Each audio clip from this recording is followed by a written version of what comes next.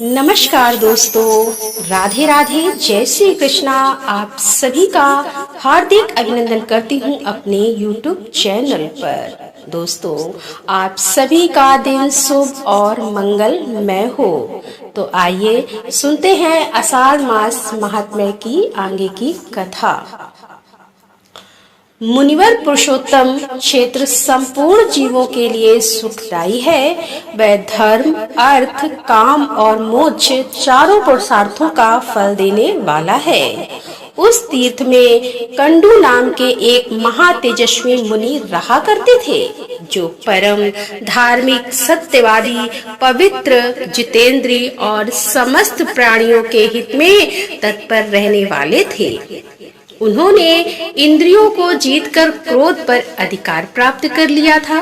वे वेद वेदांग के पारंगत विद्वान थे और भगवान पुरुषोत्तम की आराधना करके उत्तम सिद्धि प्राप्त कर चुके थे। उनके सिवा और भी बहुत से मुनि वहां उत्तम व्रत का पालन करते हुए सिद्ध हो चुके थे।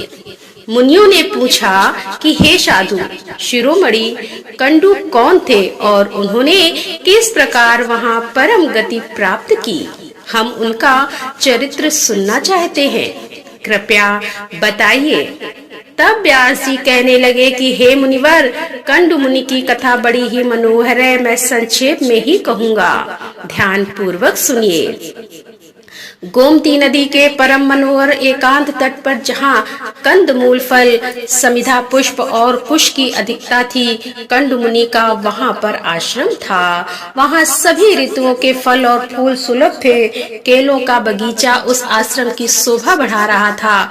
वहाँ कंडू मुनि ने व्रत, उपवास, नियम, स्नान, मौन और संयम आदि के द्वारा बड़ी भारी और अद्भुत तपस्या की। वे ग्रीष्म ऋतु में पंचाग्नि ताप सहते, वर्षा ऋतु में खुली वेदी पर सोते और हेमंत ऋतु में भीगे वस्त्र धारण करके कठोर तपस्या किया करते थे। मुनि की तपस्या का बढ़ता हुआ प्रभाव देख देवता, गंधर्व, सिद्ध और विद्याधर को बड़ा विस्मय हुआ। वे कहने लगे कि इनका महान धैर्य अद्भुत है, इनकी कठोर तपस्या नितांत आश्चर्यजनक है। उन्हें तपस्या में लीन देखकर देवराज इंद्र सहित संपूर्ण देवताओं के भय से व्याकुल होकर आपस में ही परामर्श करने लगे। वे उनकी कठिन तपस्या से डरकर उनकी तपस्या में विघ्न डालना चाहते थे। त्रिभुवन के स्वामी इंद्र देवताओं का अभिप्राय जानकर उस अप्सरा से बोले कि तुम शीघ्र ही कंडू मुनि के आश्रम में जाओ और मुनि वहां तपस्या करते हैं, उनकी तपस्या में विघ्न डालने के लिए ही तुम्हें भेजा जा रहा है। सुंदरी, तुम शीघ्र जाकर उनके चित्त में शोभ पैदा कर दो। और ब्रह्मलोचा बोली कि हे सुरश्रेष्ठ, मैं तो सदा आपकी आज्ञा का ही पालन करती हूँ। मुनिवर कंडू से बहुत डरती हूँ। वे ब्रह्मचारी व्रत के पालन में सदा स्थित रहते हैं, अत्यंत उग्र है, उनकी तपस्या बहुत तीव्र है। वे अग्नि और सूर्य के समान तेजस्वी हैं। मुझे अपनी तपस्या में विघ्न डालने आई हूँ जानकर परम तेजस्वी कंडू मुनि कुपित हो उठेंगे और मुझे ही दूसरे श्राप दे डालेंगे। यह सुनकर इंद्र कहने लगे कि हे सुंदरी, मैं कामदेव, ऋतुराज, बसंत और दक्षिण समीर को तुम्हारी सहायता में भेजता हूँ। इन सब के साथ उस स्थान पर जाओ जहाँ वे महामुनि रहते हैं। और इंद्र का यह कथन सुनकर मनोहर नेत्रों वाली प्रेम लोचा कामदेव आदि के साथ आकाश मार्ग से कंडू मुनि के आश्रम में पहुँच गई। वहां जाकर उसने एक बहुत सुंदर वन देखा। तीव्र तपस्या में लगे हुए पाप रहित मुनिवर कंडू भी आश्रम में ही दिखाई दिए और प्रेम लोचा और कामदेव आदि ने देखा। वह वन नंदन वन के समान रमणी या सभी ऋतुओं में विकसित होने वाले सुंदर पुष्प उसकी शोभा बढ़ा रहे थे। नाना प्रकार के पक्षी वृक्षों पर बैठकर अपने श्रवण सुखद कलक से उस वन को मुखरित कर रहे थे। अप्सरा ने पहले संपूर्ण वन का निरीक्षण किया। उस परम अद्भुत मनोहर वन की शोभा देख उसके नेत्र आश्चर्यचकित हो उठे। उसने वायु, कामदेव और वसंत से कहा कि अब आप लोग पृथक पृथक मेरी सहायता कीजिए।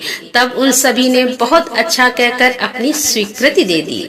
तब प्रेम लोचा बोली, अब मैं मुनि के पास जाऊंगी जो इंद्रिय रूपी अश्व से जुड़े हुए देह रूपी रथ के सारथी बने हुए हैं। उन्हें आज काम बाण से आहत करके ऐसी दशा को पहुंचा दूंगी कि मनरू बागडोर उनके काबू से बाहर हो जाएगी। इस प्रकार मैं उन्हें अयोग्य सारथी सिद्ध कर दिखाऊंगी। ऐसा कहकर प्रेम लोचा उस स्थान की ओर चल दी जहां मुनि निवास कर रहे थे और अपनी तपस्या में लीन थे। मुनि की तपस्या के प्रभाव से वहां के हिंसक जीव भी शांत हो गए थे। उन्होंने भी हिंसक त्याग दी थी। नदी के तट पर जहां कोयल की मीठी तान सुनाई देती थी वह ठहर गई। थोड़ी देर तक तो वह खड़ी रही, फिर उसने संगीत छेड़ दिया। उसी समय बसंत ने भी उसका साथ देने के लिए अपना पराक्रम दिखाया। समय नहीं होने पर ही समस्त कानन में मधु ऋतु की मनोहर शोभा छा गई। कोयल की कोकली से माधुर्य की वर्षा होने लगी। मलय वायु मनोहर सुगंध लिए मंद मंद गति से बहने लगी और छोटे बड़े सभी वृक्षों के पवित्र पुष्प धीरे धीरे भूतल पर गिरने लगे। काम ने अपने फूलों का बाढ़ संभाला और मुनि के समीप जाकर उनके मन को विचलित कर दिया। संगीत की मधुर ध्वनि सुनकर मुनि के मन में बड़ा आश्चर्य हुआ। वे काम बाढ़ से अत्यंत पीड़ित होकर जहाँ सुंदरी अप्सरा गीत गा रही थी वहीं पर पहुंच गए। मुनि ने अप्सरा को देखा। अप्सरा ने भी मुनि पर दृष्टिपात किया और उनके नेत्र आश्चर्य से खिल गए। मुनि के मन में विकल छा गई। उनके शरीर में रोमांच हो आया और वे पूछने लगे कि सुंदरी तुम कौन हो, किसकी हो? तुम्हारी मुस्कान तो बड़ी मनोहर है। सुंदरी तुम्हारी यह मुस्कान तो मेरे मन को मोह ले रही है। सुमत मैं अपना सच्चा परिचय दो। तो मुनि की बात सुनकर प्रेम लोचा बोली कि हे मुने, मैं आपकी सेविका हूँ और फूल लेने के लिए यहाँ आई हूँ। शीघ्र आज्ञा दीजिए और मैं आपकी क्या सेवा करूँ। अप्सरा की यह बात सुनकर मुनि का धैर्य छूट गया। उन्होंने मोहित होकर उसका हाथ पकड़ लिया और उसे साथ लेकर अपने आश्रम में प्रवेश कर गए। यह देखकर कामदेव वायु और बसंत कृत कृत होकर जैसे आए थे उसी प्रकार स्वर्ग को लौट गए। वहां पहुंचकर उन्होंने इंद्र से प्रेम लोचा और मुनि की सारी चेष्टा कह सुनाई। सुनकर इंद्र और संपूर्ण देवताओं का चित्त प्रसन्न हो गया। कंडु मुनि ने आश्रम में अप्सरा के साथ प्रवेश करते ही अपना रूप कामदेव के समान मनोहर और तरुण बना लिया। दिव्य वस्त्र और आभूषण धारण कर लिए और देखने में उनकी अवस्था 16 वर्षों की जान पड़ती थी।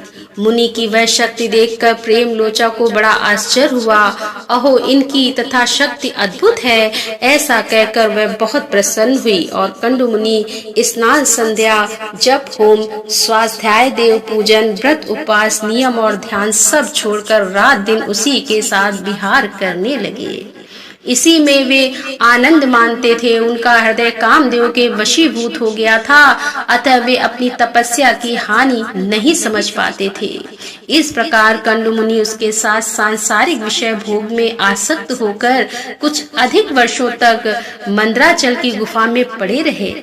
प्रेम लोचा ने महाभागा कंडु मुनि से कहा कि हे ब्राह्मण, अब मैं स्वर्ग लोक को जाना चाहती हूँ। आप प्रसन्न होकर मुझे जाने की आज्ञा दीजिए।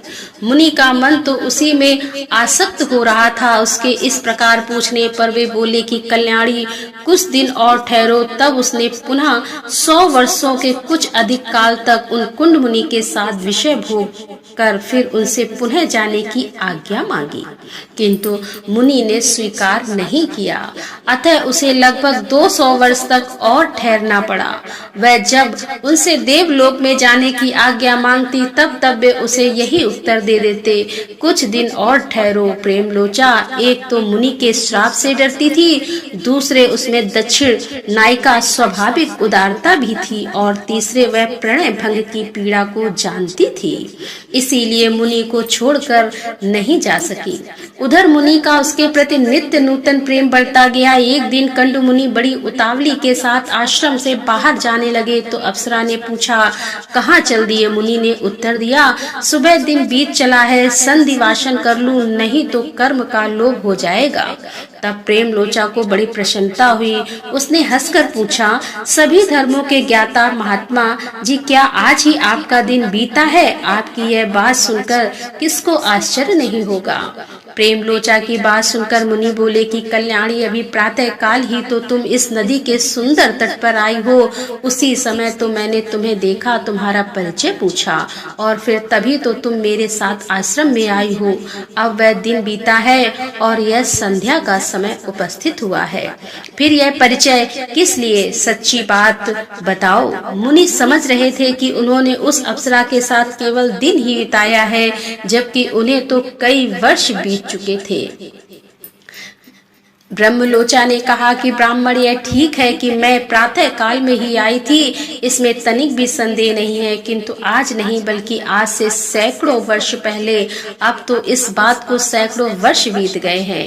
प्रेम लोचा की यह बात सुनकर मुनि को बड़ा आश्चर्य हुआ और भय भी हुआ। उन्होंने विशाल नेत्रों वाली अप्सरा से पूछा कि भीरू, बताओ तो सही, तुम्हारे साथ निरंतर रमण करते हुए अब तक मेरा कितना समय बीता है?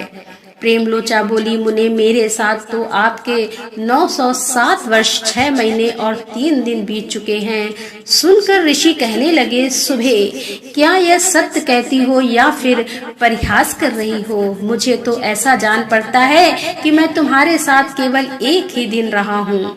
प्रेम लोचा बोली कि हे ब्राह्मण, आपके समीप मैं झूठ कैसे बोलूंगी, विशेषता ऐसे अवसर पर जब आप धर्म मार्ग का अनुसरण करते हुए पूछ रहे हैं। अप्सरा की बात सुनकर मुनि को बड़ा कष्ट हुआ। वे स्वयं ही अपनी निंदा करते हुए बोले कि हाय, मुझ दुराचारी को धिक्कार है, हाय मेरी तपस्या नष्ट हो गई। ब्राह्मण का जो धन है वह चला गया और मेरा विवेक भी छिन गया। जान पड़ता है मनुष्य को मोह में डालने के लिए ही ऐसा किसी ने युवती नारी की सृष्टि की है।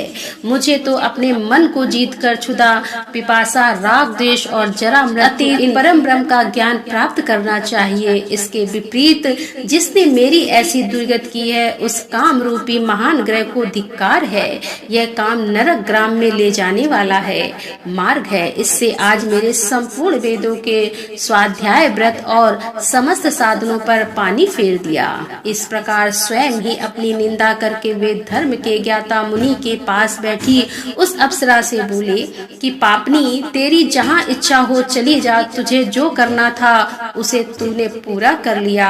अब मैं तुझे अपने क्रोध की प्रचंड आग से जो भस्म नहीं करता, इसके पीछे कारण है कि सत्पुरुषों की मैत्री 7 पग एक साथ चलने से ही हो जाती है। मैं तो तेरे साथ चिरकाल तक निवास कर चुका हूँ, अथवा तेरा क्या दोष है, तेरी हानि क्या करूँ, सारा द्वेष तो मेरा ही है, क्योंकि मैं ही ऐसा आजिद्र निकला और तू तो इंद्र का कार्य करने के लिए आई थी और आज मेरी तपस्या का सत्यानाश कर चुकी। अपने कटाक्ष के महामोह मंत्र से तूने मुझे घृणित बना दिया। अरे अब आजा और चली जा। इस प्रकार मुनि कंडु ने जब क्रोध पूर्वक उसे फटकारा, तब वह कांपती हुई आश्रम से बाहर निकली और आकाश मार्ग से जाने लगी। उसके अंग अंग भय के मारे पसीने की बूंदें निकल रही थीं और वह वृक्ष के पल्लवों से उन्हें पोंछती जाती थी। ऋषि ने उसे उदर में जो गर्भ स्थापित किया था, वह पसीने के रूप में ही बाहर निकल गया। वृक्षों ने उन श्वेत बिंदुओं को ग्रहण किया और वायु ने इन सबको एकत्र करके एक गर्भ का रूप दिया।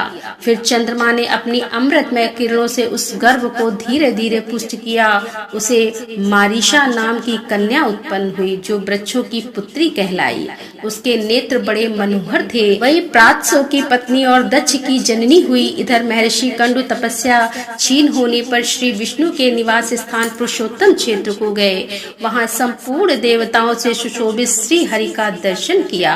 ब्राह्मण आदि चारों वर्णों और आश्रमों के लोग भगवान की सेवा में उपस्थित थे। पुरुषोत्तम क्षेत्र और भगवान पुरुषोत्तम का दर्शन करके मुनि ने अपने को कृत्य माना और वहां अपनी दोनों बाहें ऊपर उठाकर एकाग्र मन से ब्रह्मपाद स्तोत्र जप करते हुए भगवान की आराधना करने लगे। मुनि बोले कि व्यास जी, हम परम कल्याणी मुनि ने भगवान विष्णु की आराधना की थी। व्यास जी कहने लगे कि मुनिवरों, भगवान विष्णु सबके परम पार अतीत प्राप्त हैं। वे अपार भव सागर से पार उतारने वाले पर शब्द वाच्य आकाश आदि पंच महाभूतों से परे और परमात्मा स्वरूप हैं। वेदों की भी पहुंच पर होने के कारण उन्हें ब्रह्म पार करते हैं। वे दूसरों के लिए पार स्वरूप हैं। उन्हें पाकर सभी प्राणी सदा के लिए पार हो जाते हैं। वे सबके पालक और सबकी कामनाओं को पूर्ण करने वाले हैं। वे कारण में स्थित होते हुए भी स्वयं ही कारण रूप हैं और कारण के भी कारण हैं। परम कारण रूप प्रकृति के भी वही हैं। कार्यों में भी उन्हीं की स्थिति है। इस प्रकार कर्म और कर्ता आदि अनेक रूप धारण करके वे संपूर्ण विश्व की रक्षा करते हैं। वह ब्रह्मा अविनाशी नित्य और जन्मा है। वही क्षय आदि संपूर्ण विकारों के संपर्क से रहित भगवान विष्णु हैं। वे भगवान पुरुषोत्तम ही अविनाशी अजन्मा और नित्य ब्रह्मा है। उनके प्रभाव से मेरे राग आदि समस्त दोष नष्ट हो जाएं।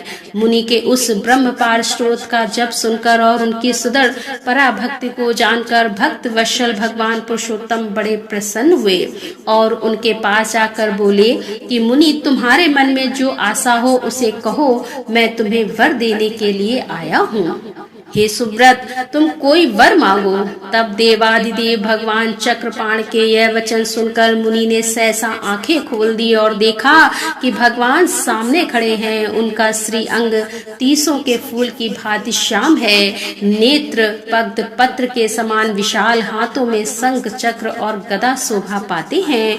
माथे पर मुकुट और भुजाओं में भुजबल सुशोभित 4 भुजाएं हैं। अंग अंग से उदारता टपकती है। सुंदर शरीर पर पीताम्बर शोभा दे रहा है। श्री वक्ष चिन्ह से युक्त वक्ष स्थल वनमाला से विभूषित है। श्री हरि समस्त शुभ लक्षणों से युक्त दिखाई देते हैं। उनके अंगों में सभी प्रकार के रमण आभूषण शोभा पाते हैं। श्री अंग में दिव्य चंदन लगा है और दिव्य हार उनकी शोभा बढ़ा रहा है। इस प्रकार भगवान की झांकी देखकर कंडुमुनि के शरीर में रोमांच आया और उन्होंने दंडवत पृथ्वी पर गिरकर साष्टांग प्रणाम किया और कहा कि प्रभु, आज मेरा जीवन सफल हुआ है। आज मेरी तपस्या का फल मिल गया। ऐसा कहकर मुनि ने भगवान की स्तुति प्रारंभ की। कंडु मुनि बोले कि हे नारायण, हरे श्री कृष्ण श्री वत्सा जगतपते, जगत बीज जगत धाम जगत साक्षी, आपको नमस्कार है। हे अव्यक्त विष्णु, आप ही सबकी उत्पत्ति के कारण है। प्रकृति और उत्तम पुरुष दोनों में उत्तम होने के कारण आपको पुरुषोत्तम कहते हैं। हे कमल नयन गोविंद जगन्नाथ, आपको मेरा नमस्कार है।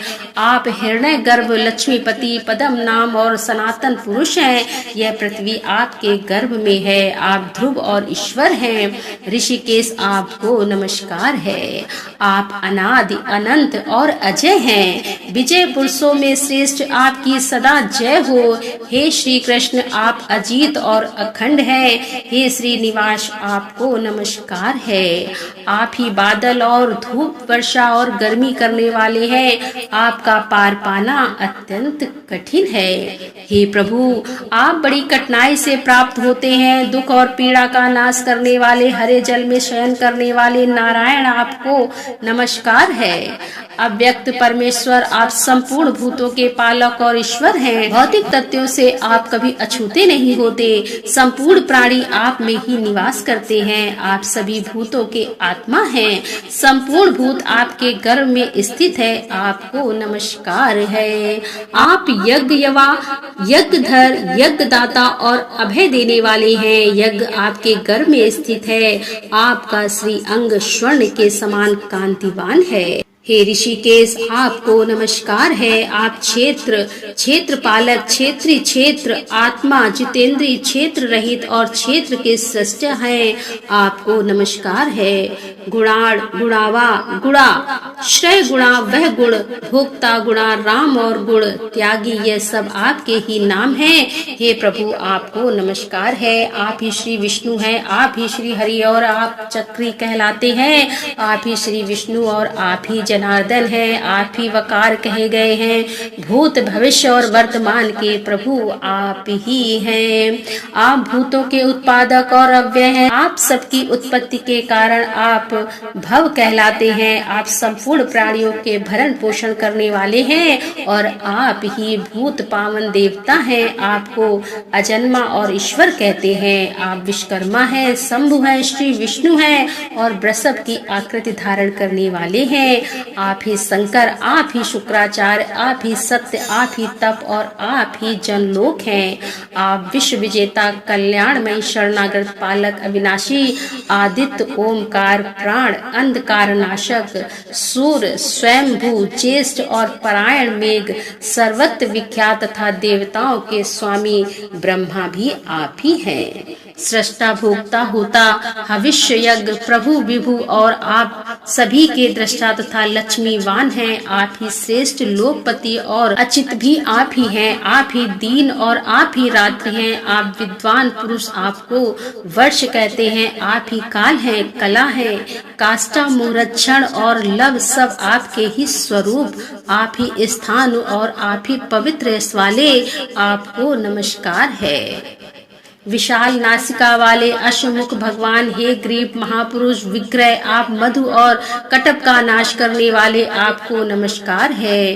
कंडु मुनि के इस प्रकार स्तुति करने पर भगवान विष्णु ने प्रसन्न होकर कहा कि मुनि शेष, तुम मुझसे जो कुछ भी पाना चाहते हो उसे शीघ्र कहो। तब कंडु मुनि बोले कि हे जगन्नाथ, यह संसार अत्यंत दुष्य और रोमांचकारी है। इसमें दुखों की कोई अधिकता है। यह अनित्य और केले के पत्ते की भांति सारहीन है। इनमें ना कहीं आश्रय है, ना अवलंब। यह जल के बुलबुलों की भांति चंचल है। इसमें हर प्रकार के उपद्रव भरे हुए हैं। यह दुसह होने के साथ ही अत्यंत भयानक भी है। हे प्रभु, मैं आपकी माया से मोहित होकर चिरकाल से संसार में भटक रहा हूँ, किंतु कहीं भी शांति नहीं पाता। मेरा मन विषय में आसक्त है। हे देवेश, इस संसार के भय से पीड़ित होकर आज मैं आपकी शरण में आया हूँ। हे श्री कृष्ण, आप इस भव सागर से मेरा उद्धार कीजिए। सुरेश्वर, मैं आपकी कृपा से आपके ही सनातन परम पद को प्राप्त करना चाहता हूँ, जहाँ जाने से फिर इस संसार में कभी नहीं आना पड़ता। श्री भगवान बोले कि हे मुनि श्रेष्ठ, तुम मेरे भक्त हो, सदा मेरी ही आराधना करते रहे हो। तुम्हें मेरे प्रसाद से अभिष्ट मोक्ष पद की प्राप्ति होगी। हे विप्रवर, मेरे भक्त क्षत्रिय, वैश्य, स्त्री, सूत तथा अत्यंत भी परम सिद्धि को प्राप्त होते हैं। फिर तुम जैसे तपोनिष्ठ ब्राह्मण की तो बात ही क्या है। चांडाल भी अगर उत्तम श्रद्धा से युक्त और मेरा भक्त हो तो उसे भी अभिष्ट सिद्धि की प्राप्ति होती है। फिर औरों की तो चर्चा ही क्या। व्यास जी कहते हैं कि ऐसा कहकर भक्त वत्सल भगवान विष्णु वहीं पर अंतर ध्यान हो गए। उनके चले जाने पर मुनिवर कंडु बहुत प्रसन्न हुए और फिर समस्त कामनाओं का त्याग करके स्वस्थ चित्त हो गए और समस्त इंद्रियों को वश में करके ममता और अहंकार से रहित होकर एकाग्र चित्त से भगवान पुरुषोत्तम का ध्यान करने लगे। भगवान के निर्लेप, निर्गुण, शांत और समात्र स्वरूप का चिंतन करते हुए उन्होंने दुर्लभ मोक्ष पद प्राप्त कर लिया।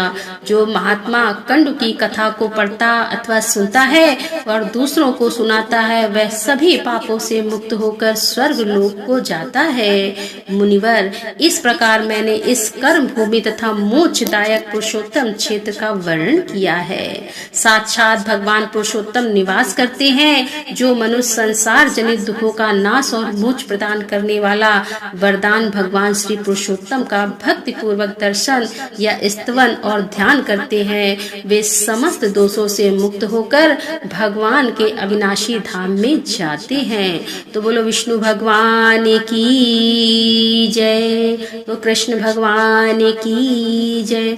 तो दोस्तों, आज की कथा का यही समापन करते हुए इसके आगे की कथा लेकर हम आपके सामने फिर उपस्थित होंगे। तब तक के लिए राधे राधे, जय श्री कृष्णा, हर हर महादेव, जय भोलेनाथ की।